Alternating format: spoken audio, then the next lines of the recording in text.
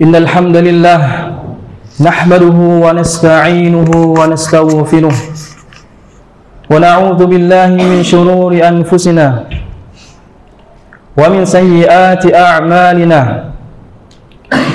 من يهده الله فلا مضل له ومن يضلل فلا هادي له أشهد أن لا إله إلا الله وحده لا شريك له وأشهد أن محمدا عبده ورسوله لا نبي ولا رسول بعده.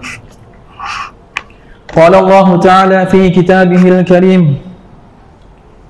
يا أيها الذين آمنوا اتقوا الله حق تقاته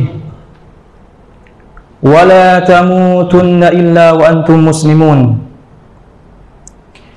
وقال: يا أيها الناس اتقوا ربكم الذي خلقكم من نفس واحدة وخلق منها زوجها وبث منهما رجالا كثيرا ونساء واتقوا الله الذي تساءلون به والأرحام إن الله كان عليكم رقيبا. وقال: يا أيها الذين آمنوا اتقوا الله وقولوا قولا سديدا يصلح لكم أعمالكم ويغفر لكم ذنوبكم ومن يطع الله ورسوله فقد فاز فوزا عظيما. فإن أصدق الحديث كتاب الله وخير الهدي هدي محمد صلى الله عليه وسلم وشر الأمور محدثاتها فإن كل محدثة في الدين بدعة وكل بدعة ضلالة وكل ضلالة في النار. أما بعد.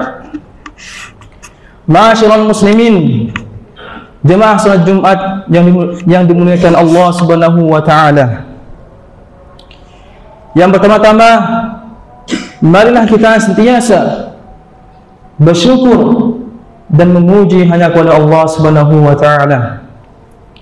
Karena Dialah zat yang telah memberikan, melimpahkan nikmat-nikmat dan karunia-Nya. Nikmat kesehatan, nikmat keamanan, dan nikmat Islam, dan nikmat-nikmat yang lainnya, sehingga kita bisa melaksanakan, menjalankan kegiatan kita sehari-hari. Dan pada hari ini Allah memberikan nikmat kepada kita untuk bisa melaksanakan salat Jumat secara berjemaah. Dan selawat dan salam mudah-mudahan Allah limpahkan kepada Nabi kita, Nabi Muhammad sallallahu alaihi wasallam, kepada keluarga beliau, dan juga kepada para sahabat, dan juga kepada para pengikut beliau, orang yang mengikuti beliau hingga hari kiamat kelak. Dan tak lupa akhwati wasiatkan untuk sentiasa meningkatkan kualitas ketakwaan kita kepada Allah Subhanahu wa taala. Karena ketakwaanlah sebaik-baik bekal. Sebaik-baik bekal bukanlah harta yang kita tumpukan, bukanlah harta yang kita simpan. Sebaik-baik bekal bukanlah rumah yang megah yang kita bangun, melainkan sebaik-baik bekal adalah ketakwaan kita kepada Allah Subhanahu wa taala. Wa tazawwadu fa inna khairaz zadi taqwa. Dan berbekallah kalian karena sebaik-baik bekal adalah ketakwaan. Ma'asyiral muslimin, jemaah salat Jumat yang dimuliakan Allah Subhanahu wa taala. Setiap manusia yang mereka di muka bumi ini pasti pernah melakukan yang namanya kesalahan dan dosa. Tidak ada satupun manusia yang mereka terbebas, yang mereka menjamin bahwa dirinya tidak akan pernah melakukan kesalahan ataupun dosa. Oleh karena itu, Allah Subhanahu wa taala Al-Ghafur, yang Maha Pengampun, sentiasa membuka pintu taubat, pintu ampunan seluas-luasnya bagi hamba-Nya yang mereka terjerumus dalam jurang kemaksiatan, yang mereka terjumus dalam kesalahan yang begitu dalam.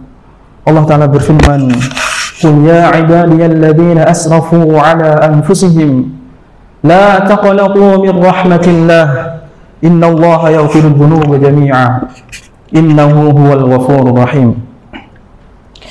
Katakanlah wahai Muhammad, wahai hamba-hambaku yang melampaui batas terhadap diri mereka, terhadap diri mereka sendiri, janganlah kalian berputus asa dari rahmat Allah.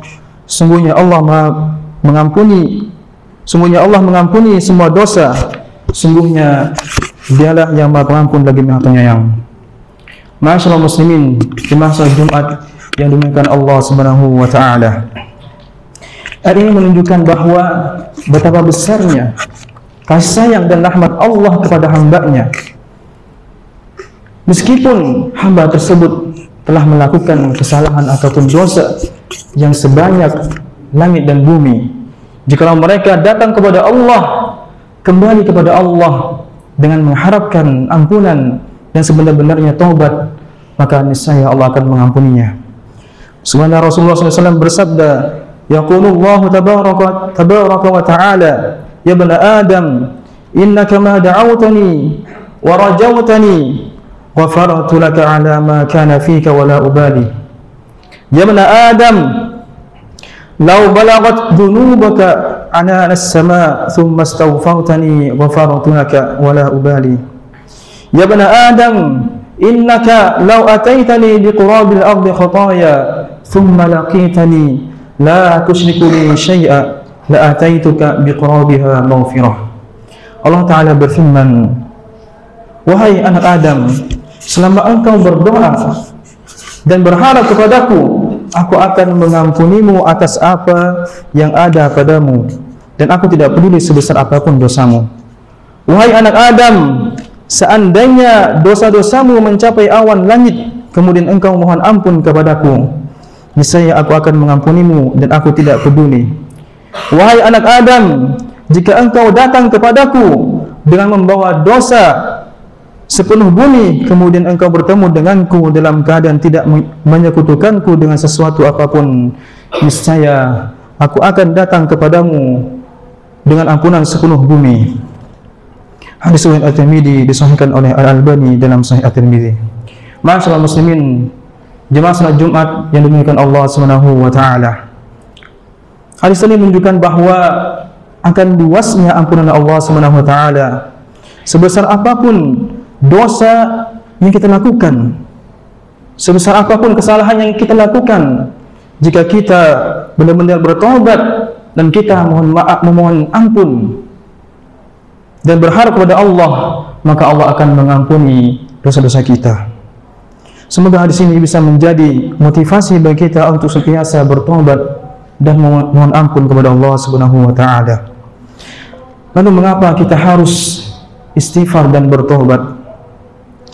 Karena kita tidak pernah terlepas dari yang namanya dosa dan kesalahan. Seperti tadi disebutkan, siapapun kita, bagaimanapun kita, sebagai apapun kita, mau kita sebagai santri, sebagai ustadz, sebagai orang tua, apapun itu, kita tidak pernah terlepas yang namanya dosa dan kesalahan. Dan bahkan sekalipun Nabi kita, Nabi Muhammad SAW, ya beliau adalah ma'sum, beliau terjaga dari dosa dan kesalahan, tapi beliau pernah melakukan kesalahan yang kecil. Akan tapi Allah lah yang langsung menegur beliau. Subhana Allah berfirman, abasa wa tawalla an ja'ahul a'ma.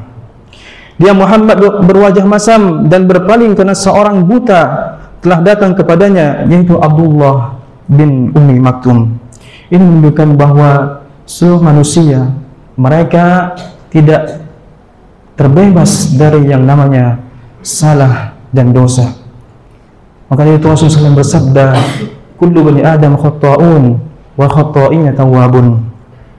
Setiap anak Adam pasti pernah melakukan kesalahan, dan sebaik-baik yang melakukan kesalahan adalah yang mereka langsung bertobat kepada Allah SWT. Di saat kita mungkin terjerumus dalam kesalahan, maka agar kita menjadi orang yang baik adalah kita langsung kembali kepada Allah Subhanahu wa taala. Kita langsung bertaubat kepada Allah Subhanahu wa taala, tidak menunda-nundanya, tidak menunggu di saat usia tua nanti. Tidak menunggu waktu yang lapang, akan tapi langsung meminta ampun dan bertaubat kepada Allah Subhanahu wa taala, sehingga kemudian dosa kita diampuni dan dosa kita dihapus oleh Allah Subhanahu wa taala. Dan kemudian mengapa kita harus istighfar dan bertaubat kepada Allah? Yang kedua adalah kita tidak pernah tahu kapan ajal kita datang menjemput kita. Kapan ajal kita menghampiri kita, kapan kematian kita menghampiri kita, kita tidak pernah tahu.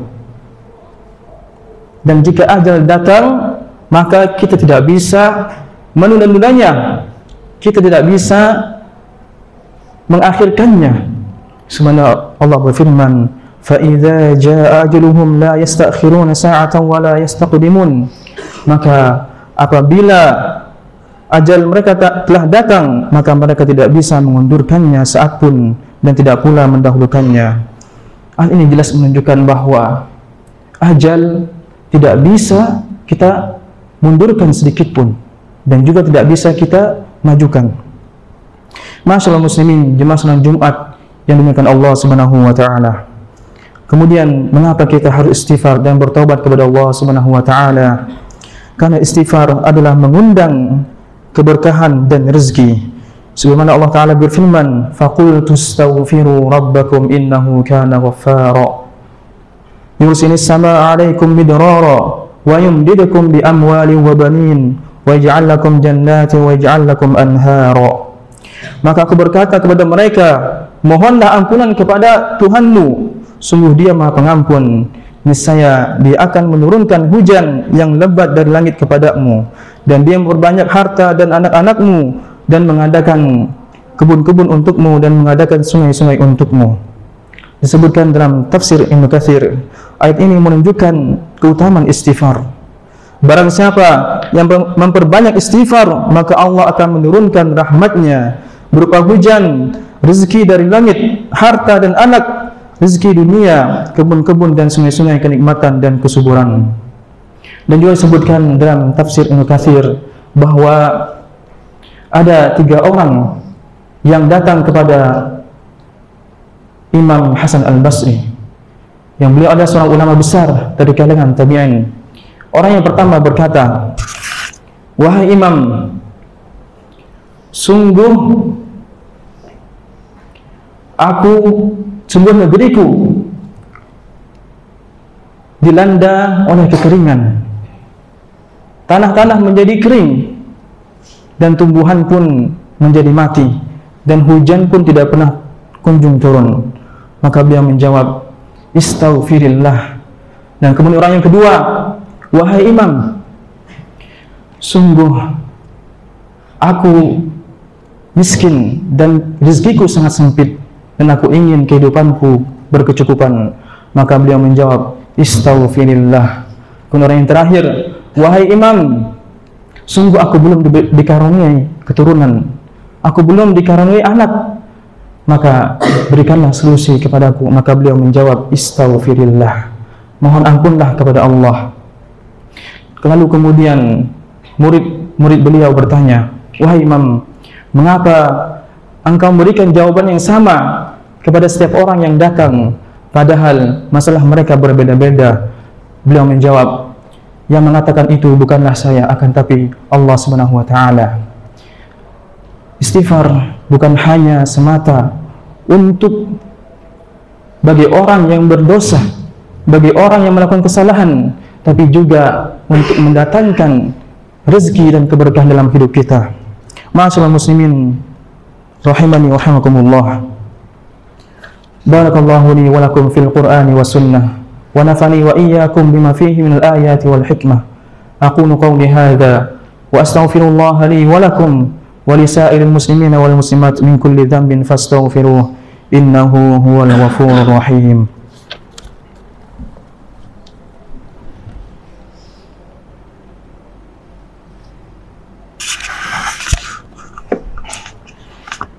Alhamdulillahilladzi arsala rasulahu bil huda wa dinil haqqi liyuzhirahu 'ala ad-din kullih wa kafa billahi shahida.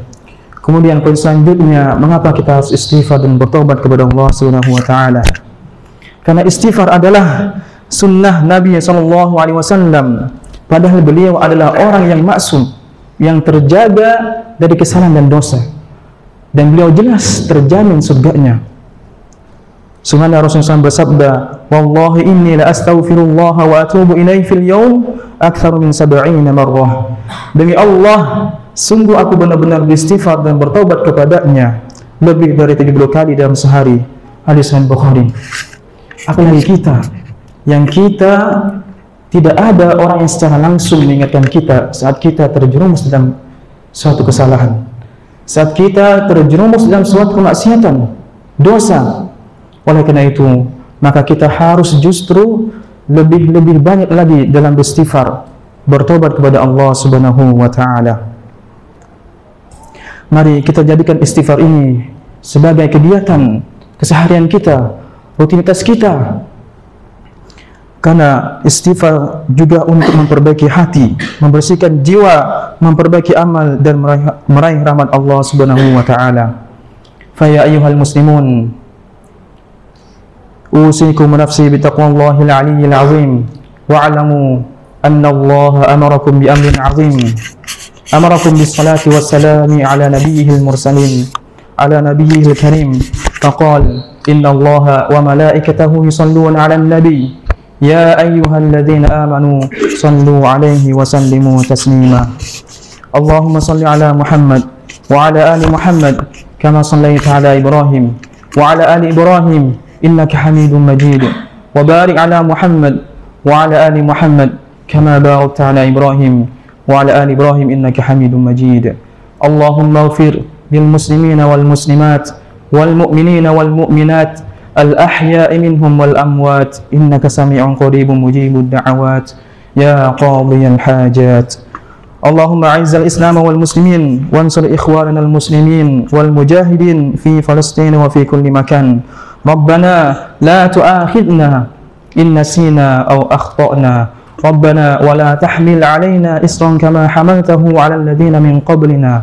ربنا ولا تحملنا ما لا طاقة لنا به واعف عنا واغفر لنا وارحمنا أنت مولانا فانصرنا على القوم الكافرين ربنا هب لنا من أزواجنا وذرياتنا قرة أعين واجعلنا للمتقين إماما اللهم يا مصرف القلوب صرف قلوبنا على طاعتك اللهم يا مقلب القلوب ثبت قلوبنا على دينك ربنا آتنا في الدنيا حسنة وفي الآخرة حسنة وقنا عذاب النار أقيموا الصلاة ولقد يسرنا القرآن للذكر فهل من مدكر